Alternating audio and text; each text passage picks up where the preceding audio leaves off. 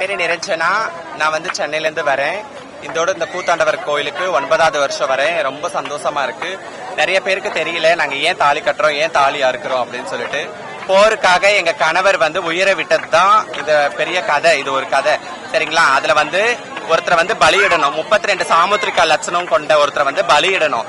அவர் தான் எங்க வந்து கூத்தாண்டவர். புரியுதுங்களா. 3 பேர் இருப்பாங்க. அவங்க வந்து இன்னும் 2 பேர் வந்து கிருஷ்ணரும் இன்னொருத்தரும். அவங்க 2 பேரும் போருக்கு முக்கியமானவங்க அப்படின்னு சொல்லிட்டு அரவான சூஸ் இது கிருஷ்ணர் வந்து மோகினி அவதாரம் எடுத்து, ஏன்னா எந்த பொண்ணும் முன் வர மாட்டாங்க. ஒரு நாள் கல்யாணம் பண்ணி அடுத்த நாள் இது விதவையா இருக்கிறதுக்கு எந்த பொண்ணுமே முன் வர மாட்டாங்க. பட் இருந்தாலும் ஒரு அவதாரம் எடுத்து வந்து அவரை அடைஞ்சு அடுத்த நாள் போர்ல பலியிடுவாங்க அவங்கள. அதனாலதான் இது ஒரு நாள் சம்பிரதாயம் அப்படிங்கறதுனால ஒரு நாள் தாலி கட்டி மறுநாள் தாலி அறுக்கிறது. நீ தாலி கட்டிட்டீங்களா?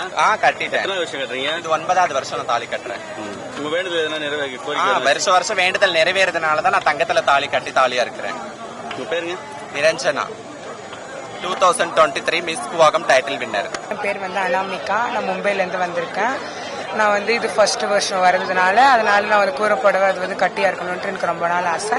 நான் இப்போ ஃபர்ஸ்ட் வாட்டி வந்திருக்கேன். அதனால நான் கூறப்படவே வந்து என் ஐயன் கிட்ட நான் தாலி கட்டிட்டேன்.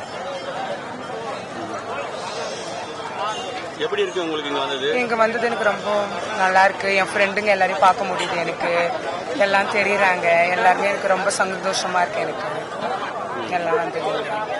என்ன சொல்ல வரீங்க?